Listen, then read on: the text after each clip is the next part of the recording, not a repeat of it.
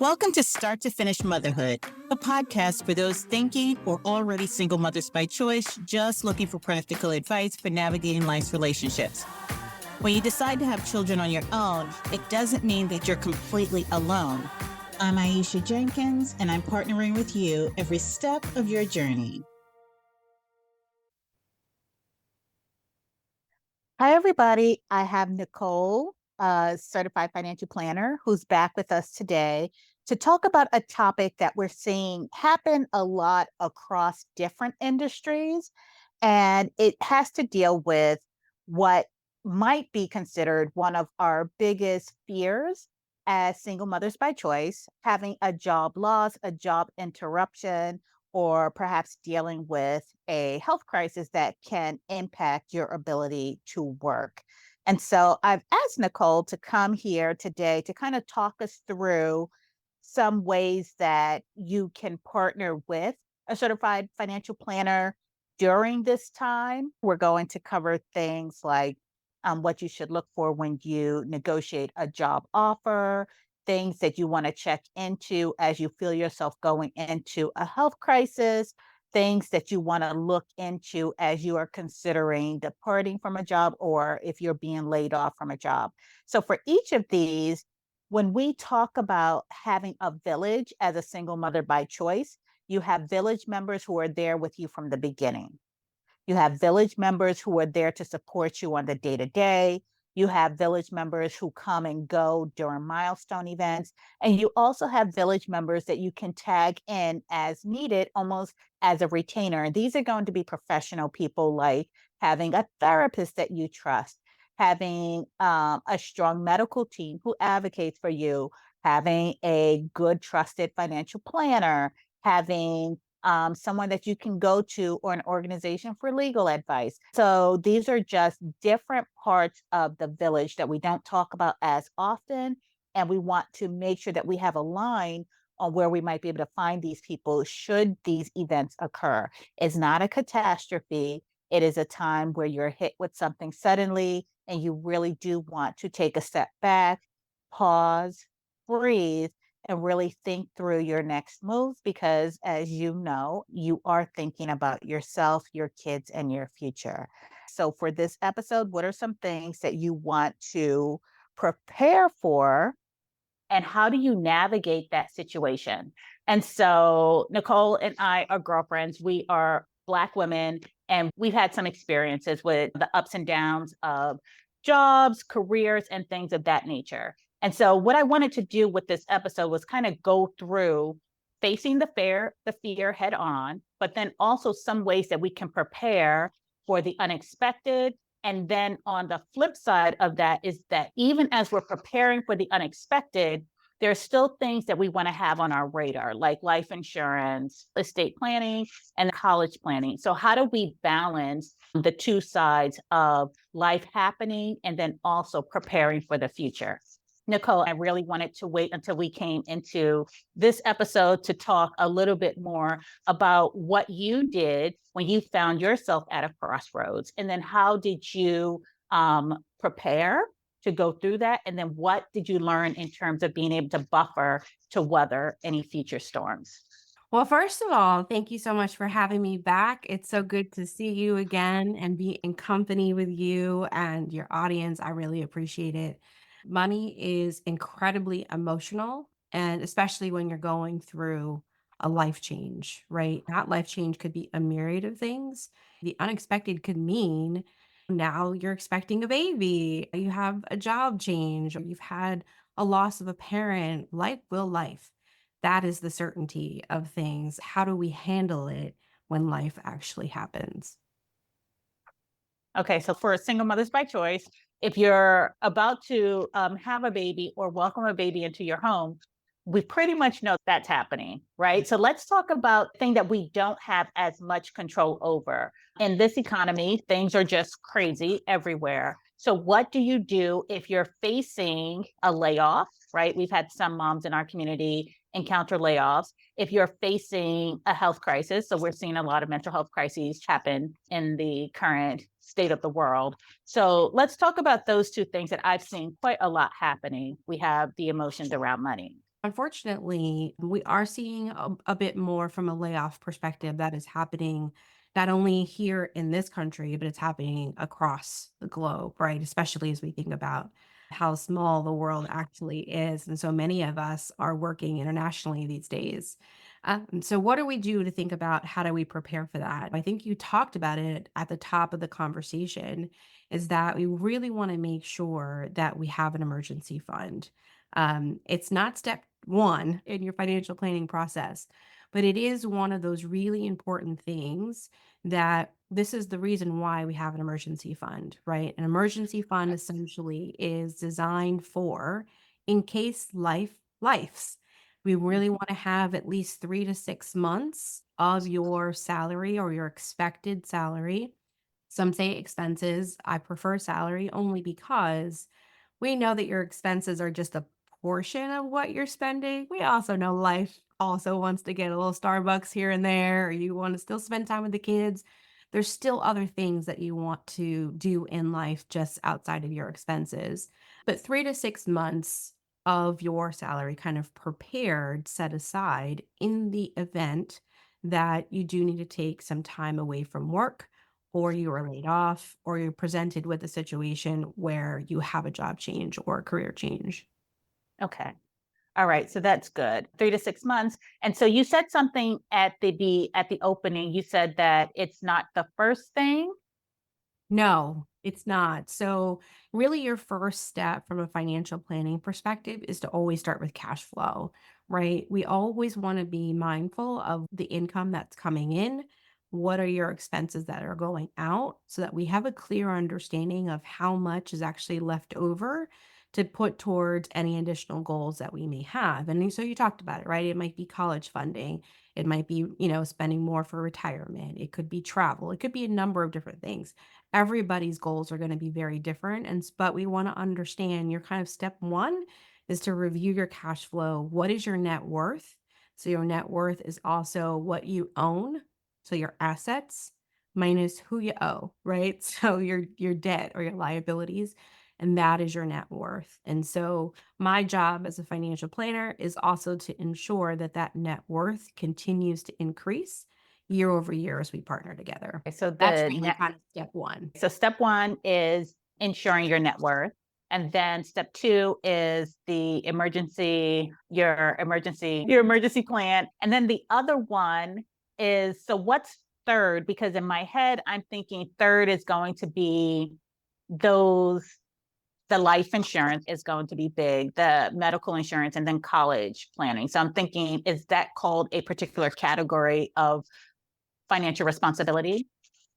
I don't know that it's a particular category, but we definitely want to make sure, especially if you're partnering with a financial advisor or just in general, that you have insurance, life insurance and disability, even umbrella insurance. And we can touch on that briefly if your audience is unfamiliar outside of your employer. Because for this exact reason, right, life will happen and you may have a job change. And so now your cheapest insurance is to get when you're younger.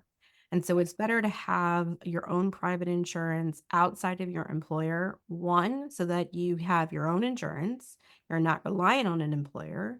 Two, if and when you do change employers, that insurance stays with your employer. You don't really carry it with you. And then three, and probably most importantly, right, your insurance that you get with your employer is a group plan. They generally will give you a minimum of 50,000 or up to 2 to 3 times your salary, right? And so that may or may not be enough for your family, especially if you have a growing family. And so it's also important that we are not only having our own insurance for the portability reasons, but that we're actually fully insured in the case that we will need insurance. Okay. All right. So thank you for that. All right. So that is a job crisis. What Yeah. if you happen to encounter a health crisis? And so I know some of the questions that we get is, should I get disability insurance? and life insurance. So in terms of, and I think you said that you do insurance vehicles. So what's the difference? Because we talked about job crisis and get the insurance so that it goes with you. You've got the personal security, but then if you're in a health crisis, what should you prepare for and how might you prepare? Yeah, that's a really great question. So there's two ways to look at health crisis. If it is physical or if it is emotional, right? And so one of the things is to make sure that you have a medical plan. And so whether that's through your employer or that you have your own private insurance, because if you are in a medical crisis or there's something happening, you are going to have a lot of medical expenses and you want to make sure that you have some level of medical insurance. If it is more mental, so I actually had my own scenario, which I think we'll talk through, you that also is covered through your health insurance. So you have access to therapy, you have access through a psychiatrist, through your medical insurance. However, I think the other thing to think through and where disability comes in is we are likely to experience some form of disability in our lifetime. And what happens is we're caught off guard because it's an emergency. And so we weren't really prepared, or we're young and we're healthy. And so we're not thinking that, of course I might get physically injured, but will we go through a mental health crisis, especially as Black women, particularly in corporate environments? That number has grown significantly, especially post COVID. And so it's also really important that you have disability. And so disability is provided through your employer, but I always recommend that you have a disability plan outside of your employer for the exact same reasons you would have life insurance outside of your employer. So, what happens with disability insurance is it not only covers if something happens, if you get injured or there's a physical issue, but it also covers mental. You can still use your disability policy for that. There's short term disability, which usually covers a shorter period of time, call it 3 to 6 months. That will cover usually 6 to 12 months. It is generally my guidance that you have both because you just don't know what will happen. You don't know what your needs are going to be. And you want to make sure that you have insurance to step in to cover any financial situation that you may need in the off chance that something may happen. Yeah, I think I heard, sometimes we know we should get life insurance, but you're more likely to experience a disability rather than a loss of life, Yeah. right? Now, what role does FU money play in these scenarios where it's not exactly a job crisis, but it is in the middle of a job crisis and a health crisis? Yeah. I had some FU money and I'm so glad that I did, girl. So listen, I do encourage my clients to have FU. So essentially what it is it's another little bucket of money, right? And we can decide on how we want to save and or invest that money or not. That money is designed for you to have the freedom and ability to do whatever your heart desires when your heart desires it, right? I actually wanted to look up the Urban Dictionary definition of FU money. It's Yes. the exact amount of money required in order to tell an individual or organization to go yourself without facing repercussions. Carry on. Well, I was gonna say it more politely. But yes, should you decide that today is my last day, or should you decide, today's my last day of my marriage? We as women need to have the ability to pick up and move on if and so what we chose to do so. So I wholeheartedly believe in FU money, and we have a strategy around that too. Do tell. Well, listen, this is my second marriage, just in all candidness, right? And I believe I got it right this time. But, you learn from your mistakes. My first marriage, I believed in love and everything was going to work out and be amazing. This time around, you get a prenup and have FU money just in case I'm still going to be all right. I think our grandmothers would call it something. They would always be like, Good girl. Yeah, Always have some money tucked in there. yeah, I think our generation calls it FU money. yes, But yes. thank you for taking us through a job crisis, a health crisis, where FU money falls within that spectrum. But let's talk about a job transition, Yeah, right? So yeah. there are two things that can happen with a job transition, right? You get a job, it's hopefully a better paying job. You might get a sign on bonus. You might experience some additional kind of windfall Yeah. in your life. And so let's talk about what happens during those transitions. You get a new job. What are some things you should look for in the benefits plan and things of that nature? So if you're getting a new job, one of the things you want to do even before you get that job is to make sure that you are negotiating your salary. Statistically, we as women, and specifically we as Black women, we do not negotiate our salary.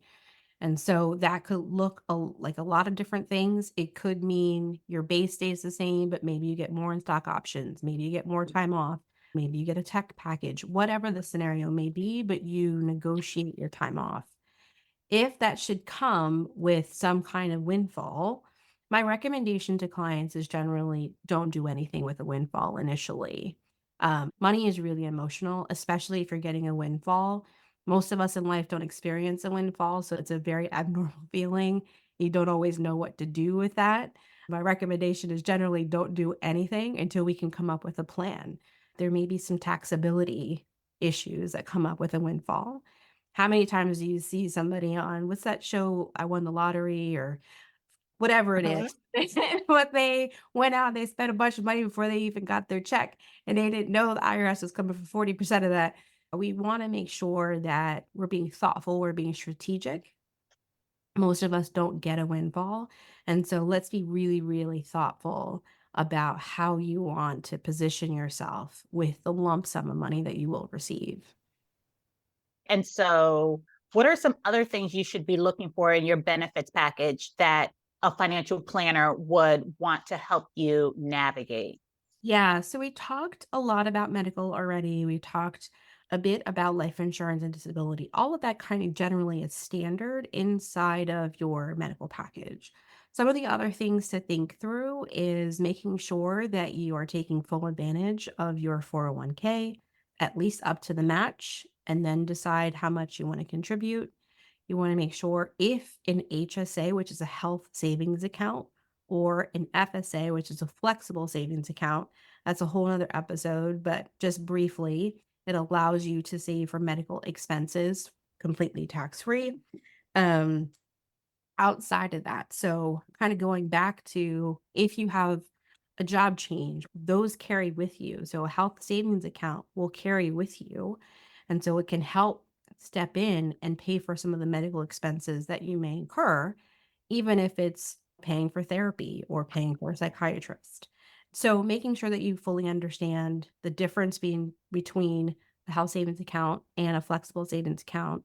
Um, and then also one of the things that is often missed inside of a medical plan or cafeteria plan, essentially it's called, is something called legal aid. Essentially, you pay next to nothing for legal aid, but it allows you to have the ability to have access to a lawyer. So if you think about what a consultation would cost you, just to call a lawyer, say, I got a quick question, this thing happened, you have complete access to an attorney and they generally can give you guidance. They can review contracts for you.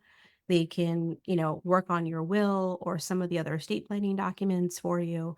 So it's a really, really good benefit that would save you a ton of money should you find yourself in a situation where you need that. Anyone has legal aid as an option.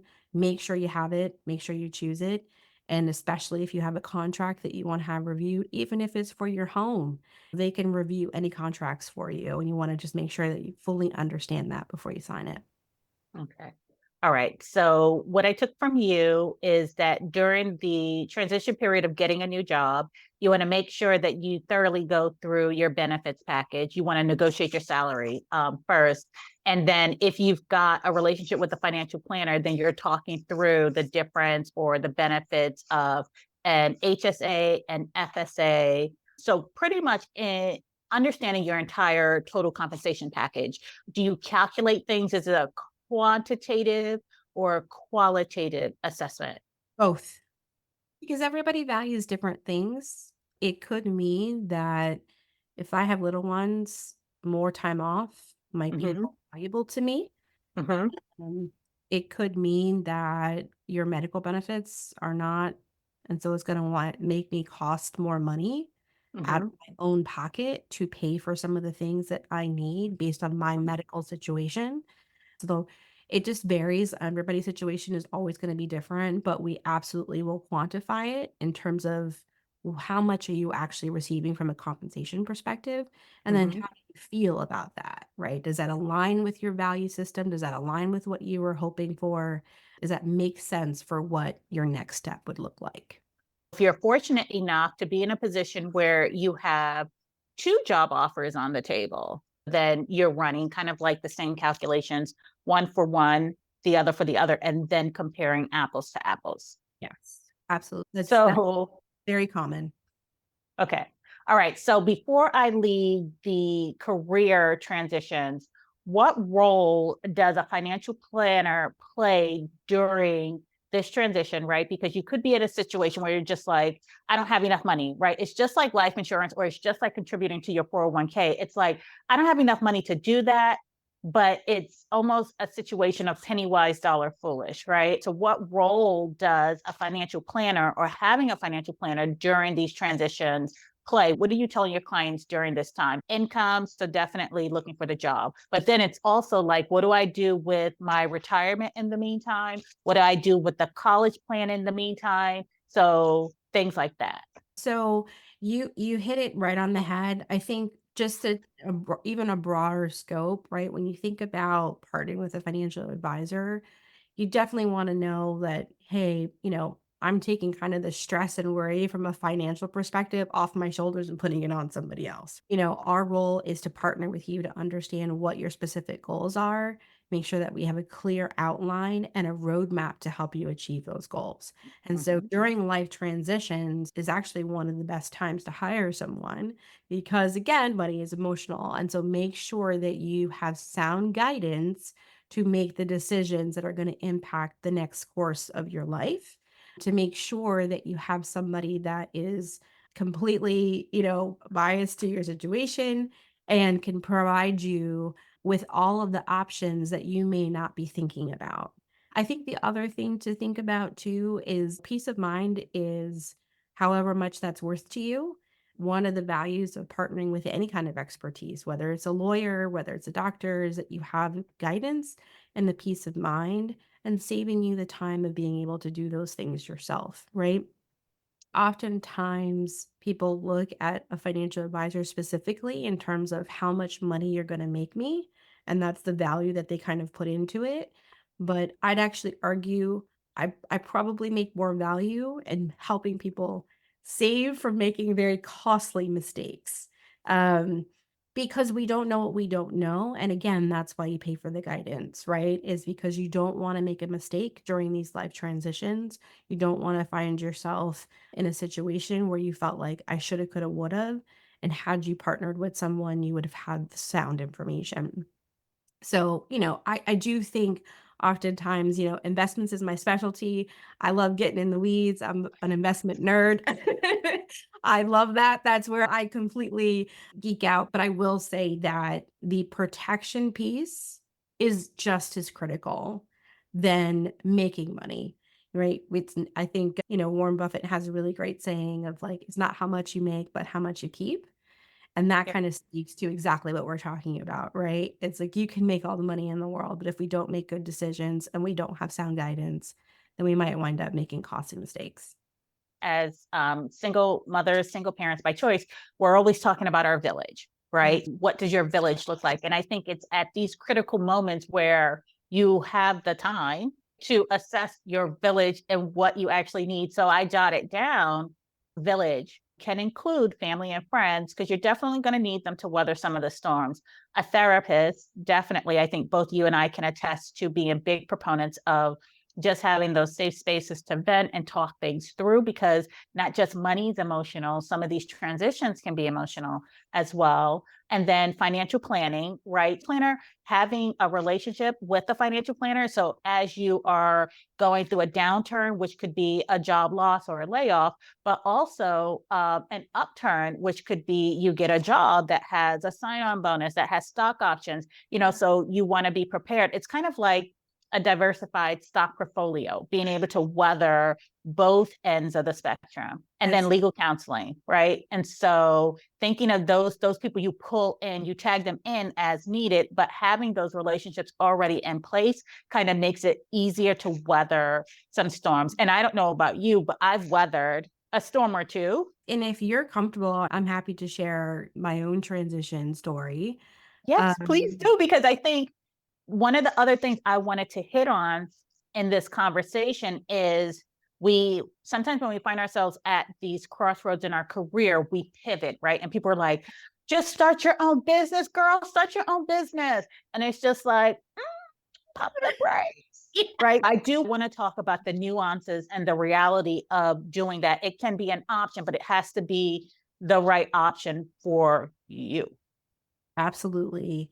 My story is probably not from a perspective of I spent most of my career, over 20 years of my career in financial services in corporate America. I was kind of raised with the belief of go to school, get a good job, and then you retire from the job and then you live your life. And so I thought that's what I was supposed to do. And, I think one of the things that's particularly challenging about that is the expectation, not only that we put on ourselves, but that is expected of us. I'm probably not unique in that I worked really long hours. I worked really, really hard and was overlooked for promotion after promotion. Or the person that they gave the promotion to, they asked you to train. Mm. Right. Right. You sat him next to me and asked me to train this man. Not to mention, right? We talked about negotiating your salary. I know you paid this person significantly more than I do. And those things take a toll on you. I got to a place that I was so stressed out that this is in the heels of COVID, where I was in a leadership role and I was responsible for a team of other people that were all kind of faced with the realities of COVID. And I was dealing with my own struggles of being stressed and worried about my own health, my own family. There were things that were happening across the world that I'm sure everybody is aware of. And then you're also listening to 9 other people tell you their stories of what's happening and their stress, and those things get to you. And then the business is just like business as usual. How about that widget? And it's like you start to think like, "Wow, I'm not like a person." Even though my role is to be a people leader, I think I have always had a big servant heart and I led with that. And I think that's why my heart was broke a little bit because I'm sitting here in the midst of 2020, 2021 when we are losing lives and people are stressed, anxiety levels are really high. And seeing this and then having to go back and say, well, where's the widget? Where's the thing you didn't produce or whatever? So my anxiety kept getting higher and higher, and I started having panic attacks. And I had never experienced that before in my life. And it got to a place where I just couldn't function. So I needed to step away. And thank goodness, right? The things that I'm sharing with your audience are lived experiences that checked my medical benefits before I knew that I had good medical benefits so that I can go to a therapist, I can go to a psychiatrist. I knew how much it would cost out of pocket. I knew that I could take time off if I needed to. And I also used my legal aid and was able to check in and say, like, here's what I'm facing and here's my situation. And can you talk me through what my options are? So, in short, I took a month off and I thought, in pure Black woman fashion, I just need a month. I'll be fine. I'll be back. Right. The next month came around, I was like, "Ooh, no, I'm not quite ready." Cut to, it was 6 months, and I was not in a good mental place. And I knew that. And I'm so grateful that I made the decision to pause and think and say, I have to prioritize myself, prioritize my health. Thank God I had FU money. Thank God I had an emergency fund that I was able to step away and just think about what does next steps look like for me. And I probably, as many people in that time, was thinking about what brings me joy? What do I really enjoy? What kind of impact am I leaving in this world? Like if COVID got to me and I tapped out of here, but people say that I really added value. And at that particular time, I'm like, I'm adding value to corporate, but I don't feel like I'm doing what I'm called to do. But I also knew that I was not in an emotional or mental place to start a business. Before we get there, I tell people, like, when you are in a trauma situation and you come out, you don't just exit, right? It's just like when you do the big chop on your hair.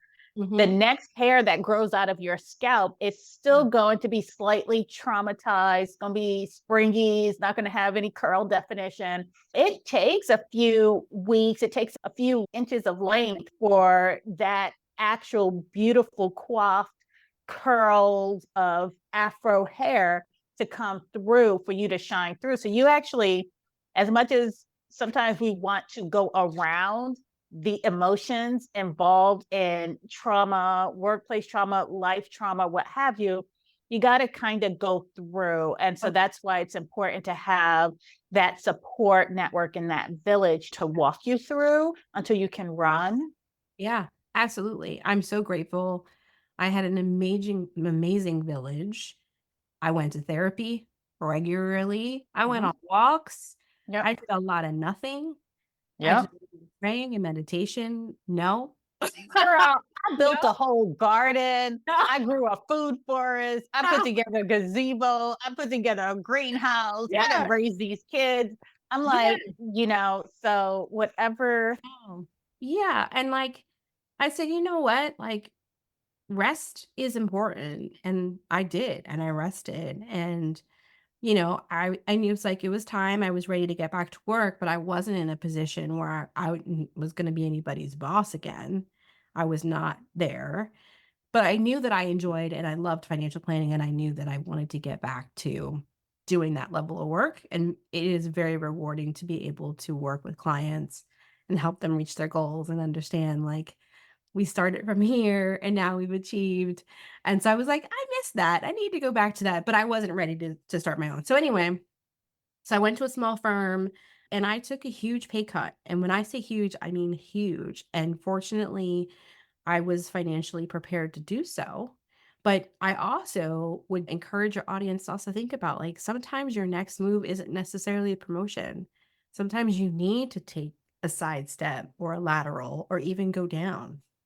I'm at a crossroads to decide what my next steps are going to be. One of the interviewees said, when you're at these crossroads, ask yourself the question, what's the job after the job? Yep. Yep. Right? When you get to a certain age, it's not so much about the job after, it is about the job after the job, but that's not the only thing that matters. You start to think about impact, you start to think Yeah. about legacy, you start to think about those little people who are watching you navigate this storm, this Ex- crossroads in your life. And What was most important to me was I can show up at a job and do the work that I love that will have an impact, but be present and available for myself and my family.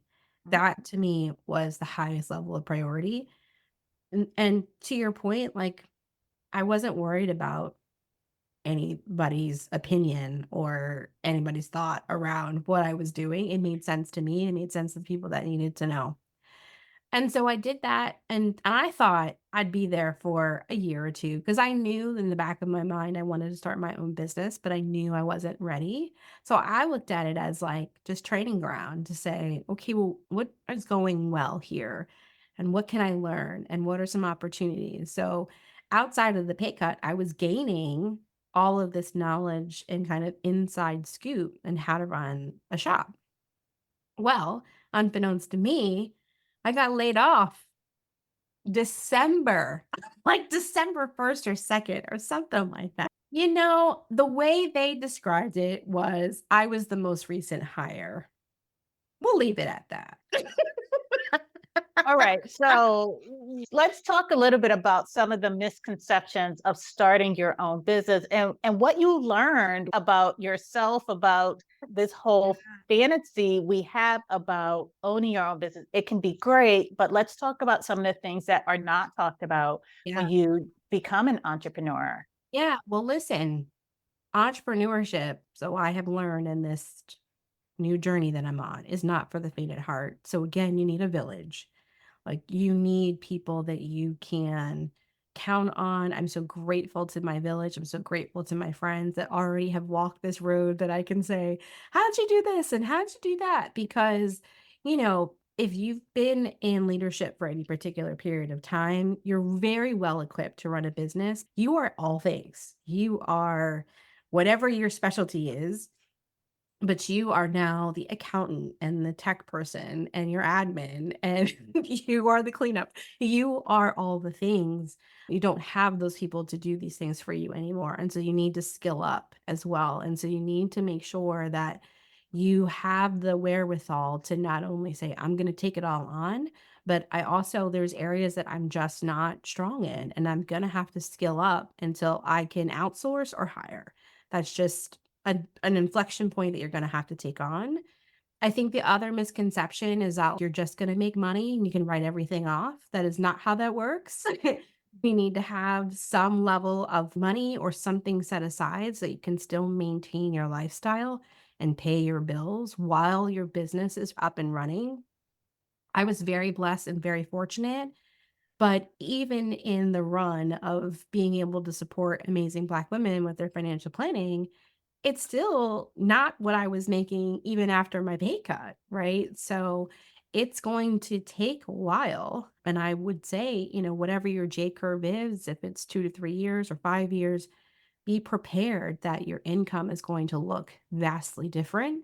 You also want to think about, well, how am I going to financially prepare? How am I also going to provide health benefits for myself? Because my previous employer, provided health benefits. So now I've lost my health benefits. My income has drastically dropped. And so if something happens to me, whether it's, I pass or I'm injured, I'm really going to be in a tough spot. And so as you're preparing to start your own business, these are the things that you want to prioritize and think about. Who's going to be your support system? Because this is not an easy journey. It's a rewarding journey. You do want to make sure that you've got some savings to support yourself through this and that you have the ability and the willingness and the wherewithal to skill up until you can outsource or hire. I love Yeah. that. So as we come to a close, the tagline for Start to Finish Motherhood is partnering with you every step of your journey, but pretty much don't do it alone. As you start to go through these life's transitions, as SMCs, we know that we need to have an estate plan in place. Yeah. But what we might not know is how to effectively weather some of these storms. Storm or a wonderful windfall, you still want to be able to toe the line, and there are certain partners that you want to make sure are parts of your village. So, I'm here to partner with you on your motherhood journey. Nicole is here to partner with you on your estate planning journey. Make sure that you have the right partners for where you are in your life. And Nicole, just for the sake, because you're a friend to the podcast, where can the audience find you if they have additional questions, if they want to book services with you? Where can they find you? You can find me at secondstorywealth.com. The tagline on there is that we are providing financial planning for independent women like all y'all. So secondstorywealth.com. I'm on all the socials at Second Story Wealth. Or if you just want to give me a call and talk through, my phone number is 215-714-7144. Oh, Nicole, I know when I started out this season, I had a totally different vision for this episode. I hope that you're willing to come back in season 4 and let's actually talk about what this episode was supposed to be about, the Yes. ins and outs of estate planning. You and I would have partnered together as part of my village as I navigate this crossroads for myself. So, Nicole, thank you for always showing up. And until next time. Thank you, friend. I appreciate you.